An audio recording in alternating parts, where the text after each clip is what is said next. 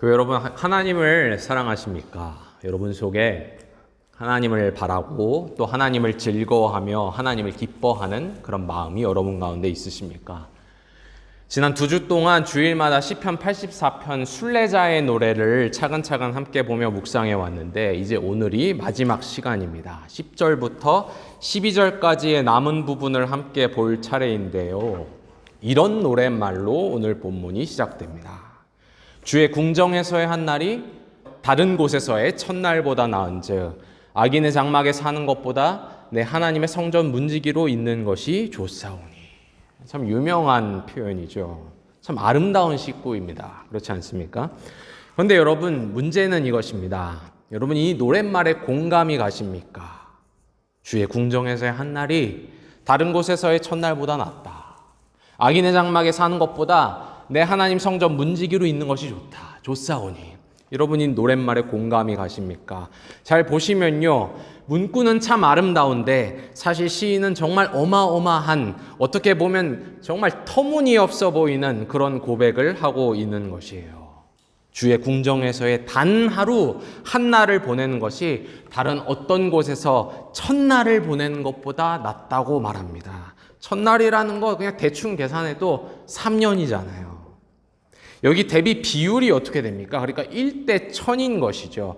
1대 1000인데 1000이 아니라 1을 택하겠다는 겁니다. 여러분, 세상에는 가볼 만한 곳, 좋은 곳, 구경하고 싶은 곳 딱 가서 보면 나도 저런 데 한번 살아보고 싶다. 그런 마음이 드는 곳 여러분 얼마나 많이 있습니까? 그렇죠? 예를 들어 여기 계신 분들, 저를 포함해서 우리가 유럽에 살아서 좋은 점 중 하나는 이것이겠죠. 고국에 있는 사람들, 남들은 큰맘 먹고 준비하고 계획하고 정보 알아봐서 바쁜 일상 가운데 어떻게든 시간 내서 휴가를 내서 거기다가 주말도 붙이고 공휴일도 붙이고 그렇게 붙여서 반나절 비행기 타고 와서 구경하는 그런 명소들, 휴양지들, 관광지들이 비교적 우리한테는 가까이 있잖아요. 그렇죠? 그래서 여러분들도 시간 되실 때마다, 기회가 있으실 때마다 뭐 차 타고 기차 타고 비행기 타고 그렇게 다니곤 하시잖아요.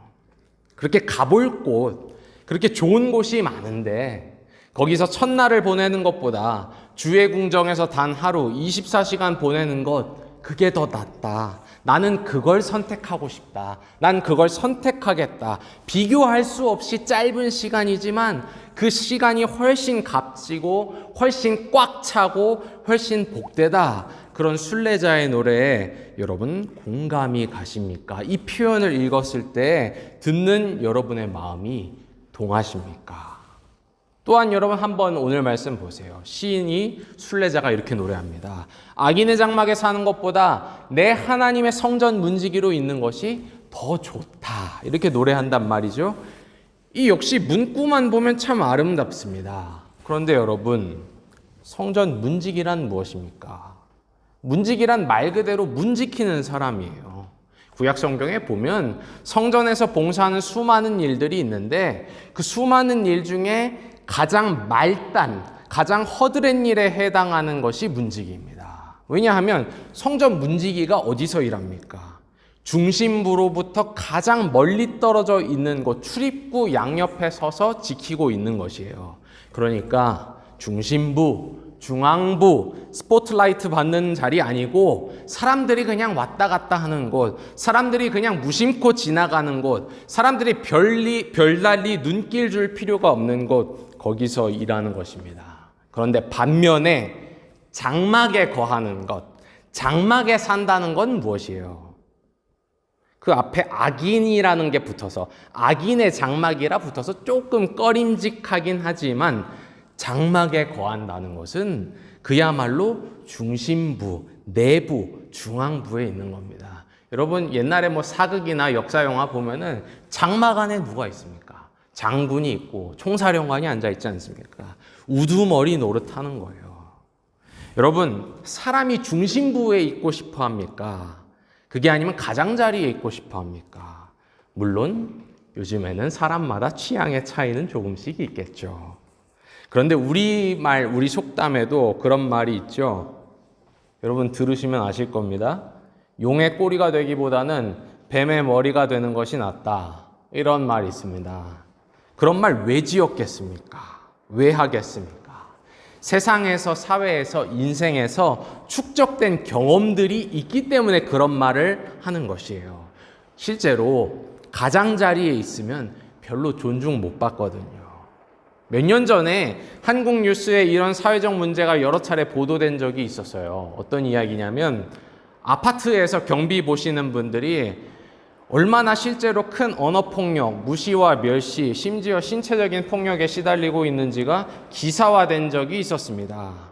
그 아파트의 모든 입주자들이 다 그렇지는 않겠지만, 소수의 분들이 그런 거겠지만, 그 입주자들이라는 사람들 참 못된 사람들이죠. 경비 보는 분들이라고 적게는 아버지 뻘, 많게는 할아버지 뻘 될 텐데 함부로 말하고 하인 취급하고 마음대로 되지 않으면 욕설 내뱉고 심지어 폭력을 행사하다니, 그런 기사를 보면은 참 안타까운 일이고 혀를 차게 되고 심지어 분노가 일어나게 됩니다.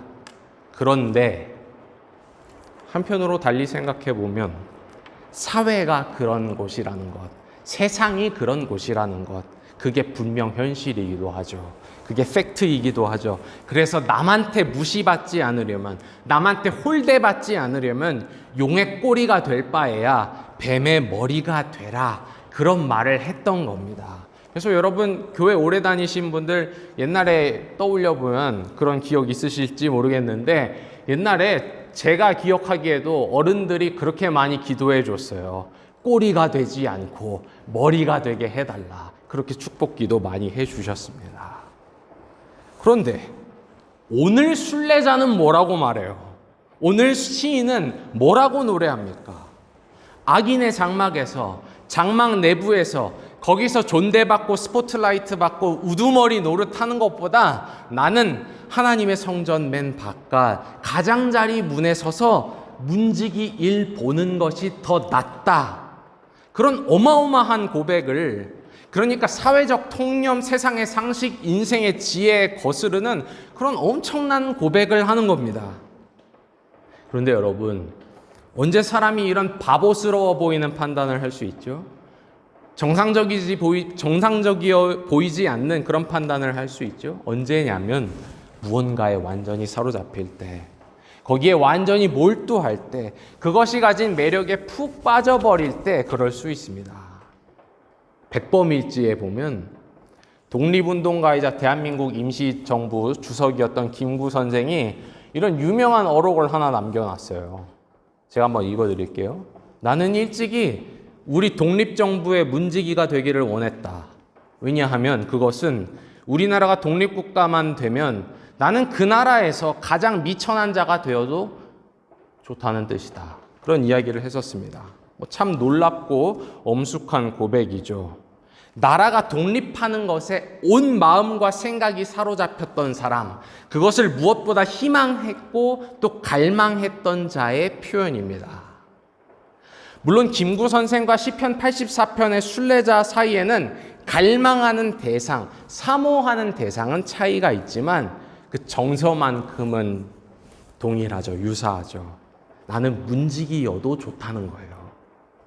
내가 바라는 것, 내가 간절히 바라는 것, 그것을 멀리서라도 볼 수 있다면, 내가 사랑하는 분, 그분 주변부에도 머물 수 있다면 다른 곳에서 첫날을 보내느니 여기서, 이곳에서 하루를 나는 선택하겠다는 겁니다.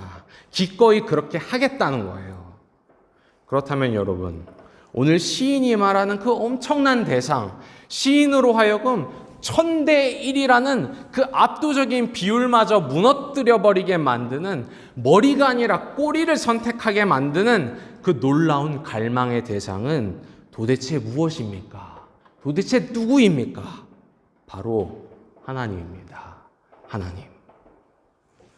그렇다면 교우 여러분, 왜 시인은, 이 순례자는 그토록 하나님을 바라며 하나님을 사모하는 것입니까? 많은 사람들에게 있어서, 어쩌면 교회 안에 있는 우리에게 있어서도 이 하나님이라는 이름은 그다지 별달리 큰 무게가 없는 듯도 한데, 하나님을 많이 말하지만 막상 그 하나님의 이름에 큰 무게가 없는 듯도 한데, 왜 그에게는 그토록 하나님이 큰 무게를, 어마어마한 무게를 지니고 있는 것입니까? 이유는 간단합니다. 그가 하나님을 알기 때문이에요. 하나님이라는 분이 천대 1 사이에서 1을 선택하게 할 만큼, 중심부가 아니라 가장자리, 장막 내부에 앉아있는 것이 아니라 문지기의 자리를 택하게 할 만큼 그 하나님이 몹시 좋으신 분이라는 것을 그가 알기 때문입니다. 여러분, 본문 11절에 나오는 시인의 노래에 한번 귀를 기울여 보세요. 시인이 하나님에 관하여, 하나님을 향하여 세 가지를 이야기합니다. 첫째로 그는 이렇게 노래합니다. 하나님은 해이시다. 하나님은 해입니다. 밝은 빛과 따스한 열을 내려주는 태양과도 같다. 그렇게 노래해요. 여러분, 태양이 만물을 향해 열, 온기, 에너지를 내뿜는데 그때 어떤 현상이 벌어집니까? 어떤 일이 일어납니까? 온 생명이 동하고 생명이 자라나죠. 그와 마찬가지로 하나님이 내게 생명력을 주세요. 하나님이 내게 힘을 주세요. 하나님이 내게 숨을 주세요.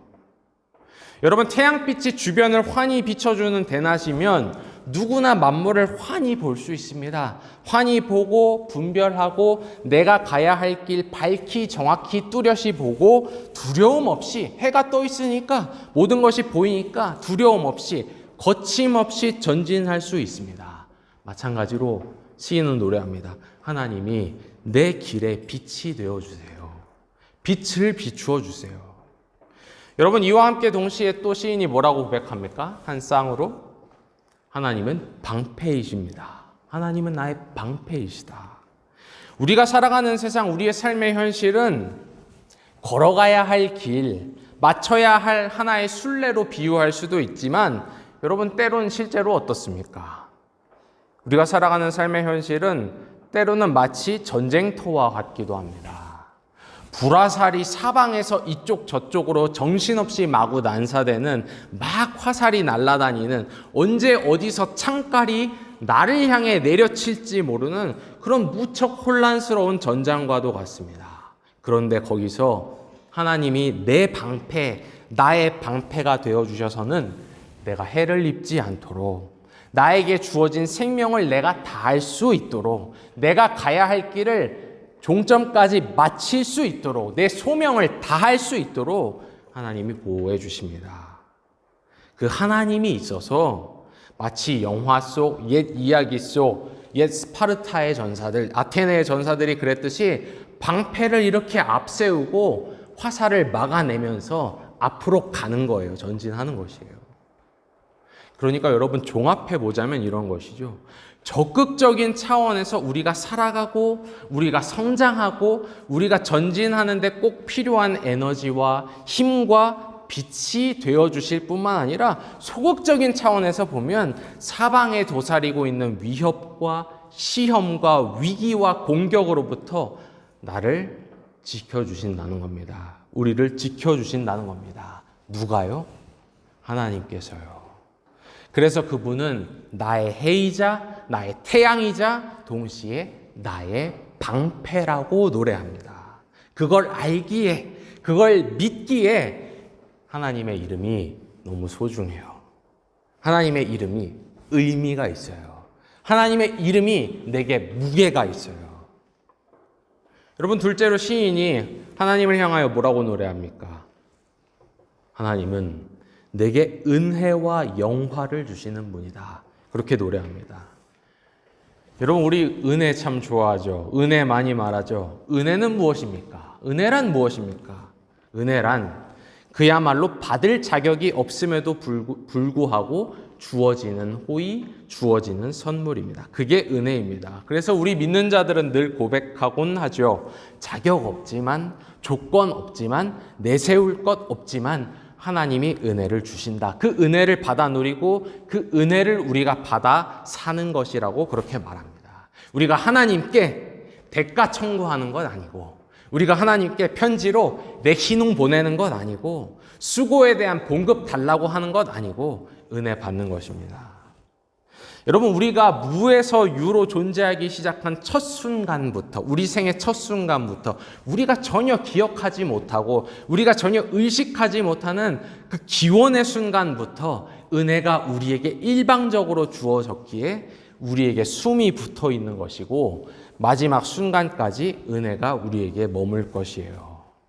조금은 불교적인 표현을 사용하자면 인간은 그야말로 빈손으로 왔다가 빈손으로 가는 것인데, 여기에 기독교적인 표현을 사용하자면 어떻게 빈손으로 왔다가 빈손으로 갈 수 있는가? 어떻게 빈손으로 왔다가 빈손으로 가는 삶이 복될 수 있는가? 그렇게 질문했을 때 은혜가 있기 때문에, 은혜가 주어지기 때문에, 그래서 빈손으로 왔다가 빈손으로 가지만 믿음과 소망과 사랑을 가지고 살 수 있는 것이고 믿음과 소망과 사랑을 잃지 않고 갈 수 있다. 그렇게 고백합니다. 은혜가 있어서.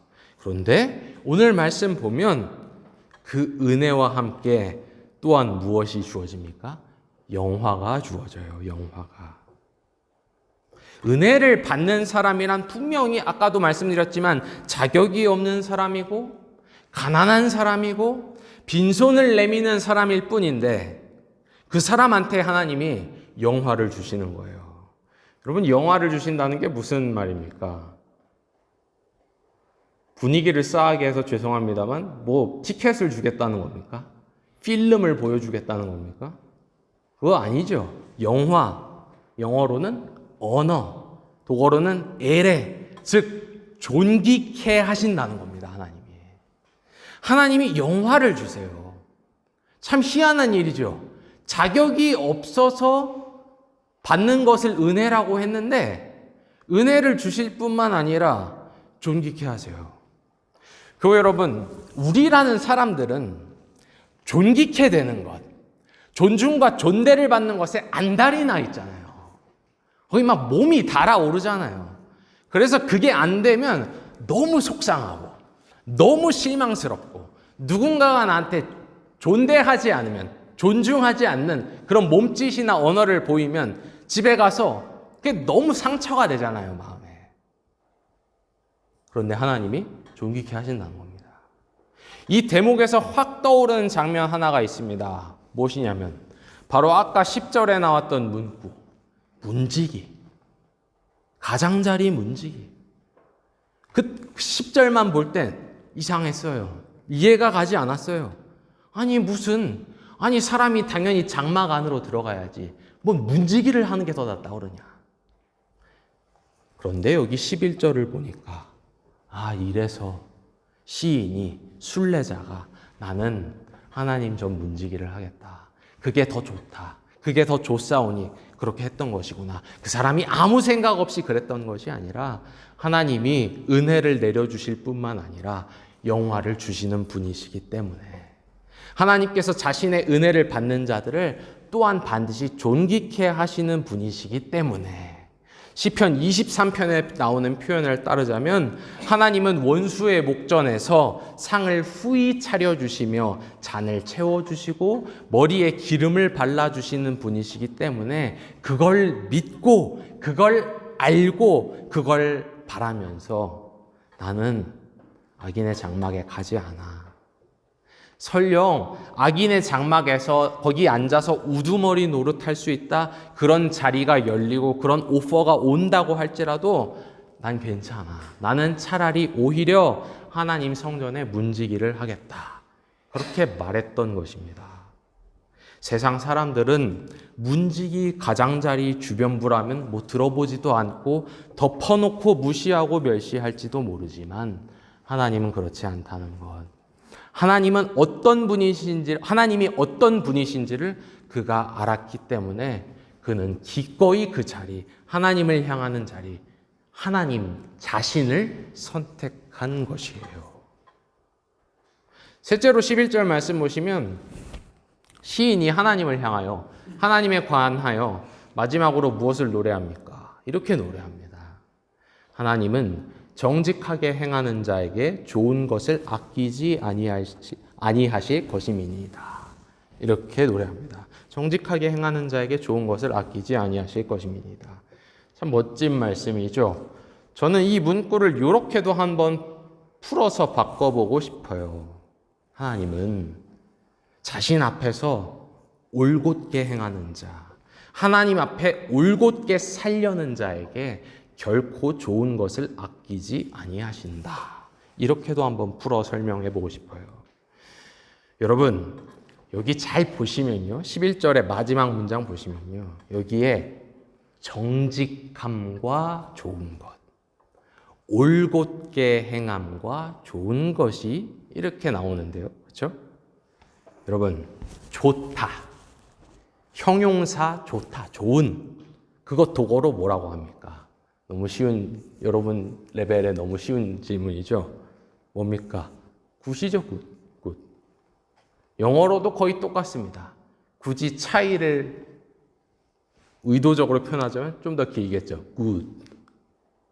이 굿이 참 굿인데 오묘한 말입니다. 왜냐하면 좋다, 만족스럽다 하면 굿이라고 해요. 그러니까 누가 와서 야, 그거 어때? 그거 맛이 어때? 그거 품질이 어때? 그거 냄새 어때? 그렇게 누군가 질문할 때 굿이라고 대답하면 무슨 뜻입니까? 참 좋아, 만족스러워, 흡족해, 그런 뜻입니다. 그런데 그게 전부가 아니고 선하다, 옳다, 바르다, 그것도 굿이에요. 그러니까 구테 프라우, 구터만 하면은 무슨 뜻입니까? 좋은 사람이야, 선한 사람이야, 바른 사람이야, 참 믿을 만한 사람이야. 그것을 의미합니다. 사실 우리말의 좋음, 좋다도 그런 두 가지 뉘앙스를 다 포함하고 있는데 영어나 독어의 굿은 확실하게 되게 노골적으로 만족스러움과 선함의 의미를 모두 아우르고 있어요. 근데 여러분 한번 생각해 보세요. 우리가 살아가는 세상과 사회, 우리 삶의 현장 속에서 선한 것과 즐거운 것, 올곧음과 만족스러움은 늘 일치하지 않습니다. 그게 문제예요. 그렇죠? 선한 것이 꼭 만족스럽지 않을 수 있어요. 도리어 불편하고 힘들고 귀찮고 성가실 수 있습니다. 반대로 내게 만족스러운 것, 내게 즐거움과 기쁨을 주는 것이 꼭 선하지 않을 수 있어요. 올곧지 않을 수 있어요. 바르지 않을 수 있어요. 의롭지 않을 수 있어요. 선한 척하지만 나를 속이고 나를 기만하는 것일 수도 있어요. 아니 어쩌면 우리가 사는 세상 속에서는 이게 일치하지 않는 경우가 더 빈번한지도 모르겠습니다. 분명히 인간에게 큰 만족감과 쾌락과 즐거움을 주는데 하나도 선하지 않아요. 인간의 육체와 정신의 영혼을 무너뜨리고 망가뜨리고 좀먹고 더 나아가 세상과 역사와 자연을 망치는 것들이 분명히 있어요. 여러분 이게 참 세상의 비극이자 인간의 아픔이에요. 그렇죠? 나한테 너무 기쁘고 나한테 너무 만족감을 주고 행복감을 주는데 그게 선하고 바른 것이라면 얼마나 좋겠습니까? 근데 우리가 기억해보면 우리 어린이 시절 때부터 알죠? 선하고 바르고 올곧은 건 정말 하기가 싫어요. 막 억지로 끌려가면서 때를 쓰면서 잔소리 들어가면서 합니다. 근데 왜 나에게 즐거움을 주는 것은 그토록 해악스러운 것인지 우리의 딜레마죠. 그런데 오늘 시인이 순례자가 노래하는 겁니다. 하나님 안에선, 하나님이라는 분 안에선 온전한 선함과 충만한 만족, 풍성한 만족, 좋은 것이 일치해요. 서로 만나요. 하나님 안에서. 정직하고 올곧은 것과 기쁘고 흡족함이 하나님 안에서 서로 하나가 됩니다. 하나님 안에서 말입니다. 왜냐하면 하나님은 어떤 분이세요? 정직하게 행하는 자에게, 그분 앞에서 올곧게 살려고 올곧은 길을 가려고 하는 자에게 나 하나님 앞에 있다. 나 하나님 앞에 산다. 나 하나님 바라보면서 사는 거다. 그것 기억하고 그 임재를 주시하면서 올곧게 정직하게 사는 자에게 좋은 것 아낌없이 주시는 분이다. 그렇게 시인이 노래하고 있습니다. 만족과 기쁨을 풍성하게 채워주시는 분이시다. 그렇게 노래하고 있어요. 그 하나님을 알기 때문에, 그 하나님을 믿기 때문에 다시 한번 말씀드리지만 그는 어떻게 보면 굉장히 바보 같아 보이는, 어리석어 보이는 선택, 어리석어 보이는 고백을 할 수 있었던 것이에요. 나는 악인의 장막에 거하기보다 당신의 성전에 문지기를 하는 것이 더 좋습니다. 당신의 궁정에서 하루를 보내는 것보다, 하루를 보내는 것이 다른 곳에서 첫날을 보내는 것보다 더 좋습니다. 그 하나님을 바라보며 악인의 장막으로 들어가 일원이 되고 우두머리가 되고 중심부의 혜택을 누리기보다는 하나님의 집 문지기의 삶을 살기로 선택했던 것입니다. 근데 이런 걸 보면은요, 여러분, 무엇이 믿는 자의, 성도의, 신자의 삶을 악으로부터, 불의로부터, 정직하지 못함으로부터 지켜주는 것입니까? 그냥 하지 말라고 해야 하지 않는 것입니까? 사실 그렇지 않아요.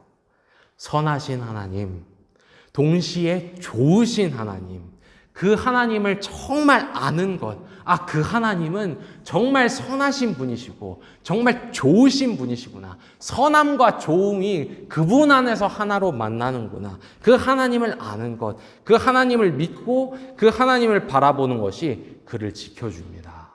악인의 장막으로 들어가지 않도록. 다른 선택을 하게 합니다. 여러분, 하나님을 안다. 참 맞는 말이고 옳은 말씀인데, 필요한 말씀인데, 우리에게 익숙한 말씀인데 뭔가 좀 아쉽죠? 너무 익숙하다 보니까. 시편 34편 8절에 보면 이런 말씀이 있어요. 시편 34편 8절에 이런 말씀이 있는데 참 좋은 표현이에요. 참 풍성한 표현이어서 여러분과 함께 나누고 싶습니다. 시편 34편 8절. 너희는 여호와의 선하심을 맛보아 알지어다. 이렇게 표현해요. 너희는 여호와의 선하심을 맛보아 알지어다. 그에게 피하는 자는 복이 있도다. 이렇게 표현합니다.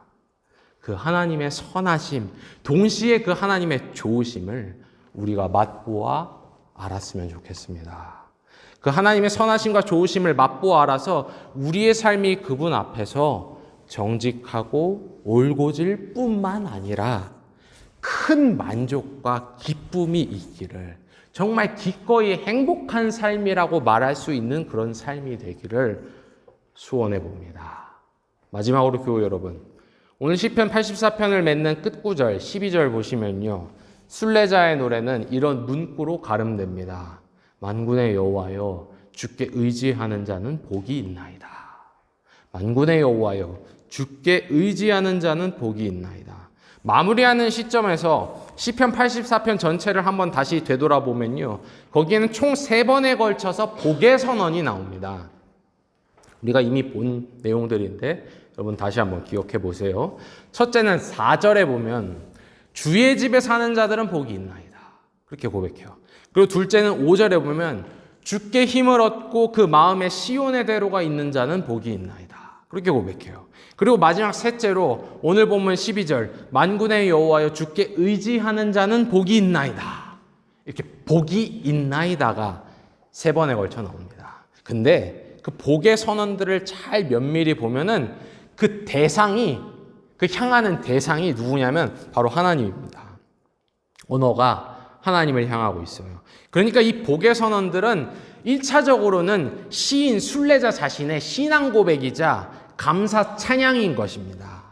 하나님을 향해 말하는 겁니다. 하나님, 순례자는 참 복됩니다. 순례자인 나는 참 복됩니다. 주의 집을 사모하는 자, 주의 집을 사모하는 나, 주님 곁에 거기에 살기를 바라는 나 참 복됩니다. 하나님, 마음에 시온의 대로가 있어서 주님 주시는 힘을 날마다 받으며 날마다 순례하는 나 참 복됩니다. 다른 것이 아닌 주님을 의지하며 사는 나, 온전히 의지해도 될 그런 선하시고 좋으신 주님이 있는 나, 참 복되고 참 행복한 사람입니다. 1차적으로 그렇다는 것이죠. 믿음의 순례길을 가고 있는 여러분, 믿음의 순례의 길로 오늘 이 시간에도 부름을 받고 있는 여러분은 어떠하십니까? 여러분은 어떠하세요? 여러분 복된 자입니다. 여러분 스스로 그렇게 말씀하실 수 있습니까? 나는 복된 자이다. 이 믿음의 순례길을 가서 나는 참 복된 자이다. 그렇게 말씀하실 수 있습니까? 그 순례길, 하나님을 향하는 순례길은 참 복된 길입니다. 왜냐하면 그 하나님을 의지할 수 있기 때문입니다. 하나님은 의지해도 될 만한 그런 선하시고 좋으신 분이십니다. 은혜를 주시며 영화를 주십니다. 은혜를 받은 자를 존귀케 하시는 좋으신 하나님이십니다.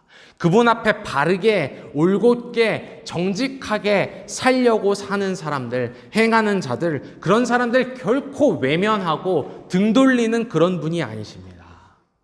하나님은 기꺼이 의지해도 될 만큼 또한 강하고 능력 있으신 만군의 여호와이십니다. 우리의 해와 우리의 방패가 되어주시는, 모든 것이 되어주시는 선하신 하나님이십니다. 여러분 그 하나님을 의지하십니까? 여러분 그 하나님을 의지하십시오. 오늘 말씀이 선언합니다. 만군의 여호와를 의지하는 자는 복되다. 만군의 여호와를 의지하는 자는 행복한 사람이다. 교회 여러분, 오늘의 이 시편 말씀이 여러분의 마음속, 여러분의 하나님을 향한 여러분의 정서를 다시 깨우기를, 다시 고양시키기를 소망합니다. 여러분 노래, 시의 효과라는 것이 사실 그런 것이잖아요. 그렇죠? 노래나 시. 처음에 내 마음은 차가웠어요. 내 마음은 굳어 있었어요. 그런데 누군가 노래를 불러서, 노래가 들려와서 나도 모르게 노랫말을 따라 부르다 보면, 시를 같이 읊조리다 보면 처음만 하더라도 이게 나랑 전혀 상관없는, 나와 전혀 무관한 정서 같았는데, 나와 전혀 무관한 정신세계였던 것 같은데 어느새 노랫말을 따라 부르다 보니 그 노랫말 속에 담긴 정서와 온기가 내 마음속으로 슬며시 스며들곤 하기도 하죠. 그렇죠? 그게 시와 노래가 가진 힘입니다. 여러분 오늘 설교 시간도 그런 시간이 되었기를 소망하지만 그냥 비단 설교 한 편 30분의 시간뿐만 아니라 여러분이 집으로 돌아가셔서 여러분이 일상생활로 돌아가셔서도 이 시편 84편과의 만남이 끝나지 않기를 바랍니다. 작년에 우리가 함께 보았던 시편 23편이 되었든 올해 우리가 함께 보았던 시편 84편이 되었든 여러분의 일상생활 가운데서, 여러분의 일과 가운데서 여러분의 마음이 어느덧 굳어질 때, 영혼이 차가워지고 메마를 때 하나님을 향한 여러분의 신앙과 정서가 그냥 옛 이야기, 과거의 사건, 화석처럼 되어가는 것만 같은 그런 신호가 올 때에 바로 그때 이 시편을 꺼내요. 조용히 읊조려 보세요. 눈으로 마음으로만 보지 마시고요. 소리를 내서 한번 입술로 낭독해 보세요. 참 멋진 표현이지 않습니까? 만군의 여호와여, 주의 장막이 어찌 그리 사랑스러운지요. 내 영혼이 여호와의 궁정을 사모하여 쇠약하며 내 마음과 육체가 살아계시는 하나님께 부르짖나이다. 주의 궁정에서의 한날이 다른 곳에서의 첫날보다 나은즉 악인의 장막에서 사는 것보다 내 하나님의 성전 문지기로 있는 것이 좋습니다. 만군의 여호와여, 주께 의지하는 자는 복이 있나이다. 그렇게 여러분의 입술로, 여러분의 목소리로 낭독해 보세요. 음미해 보세요. 노래해 보세요. 그렇게 시편 말씀을 붙잡고 묵상하고 낭독할 때 그 말씀 때문에 여러분의 영혼과 여러분의 마음이 다시 그 좋으신 하나님, 동시에 선하신 하나님, 그 하나님을 향하게 되기를 바랍니다. 하나님을 의지하게 되고 하나님을 의지하는 것이 참 복되구나, 참 행복한 거구나, 참 만족이 있고 기쁨이 있는 것이구나, 그것을 맛보아 알게 되기를 소망합니다. 세상에서 들리는 많은 소리들이 있지만 절대 주변부 가면 안 돼. 무엇이 됐든 장막 안으로 들어가서 중심부 우두머리가 되어야 돼. 그런 소리들이 있지만 하나님 앞에서 올곧고 정직하게 살 때 주님께서 주시는 풍성히 주시는 기쁨과 만족이 분명히 있다는 것을 우리 모두가 발견하게 되기를. 그래서 우리의 삶 가운데서 기꺼이 내가 주님을 선택하게 되기를 성삼위 하나님의 이름으로 간구하며 축원합니다. 아멘.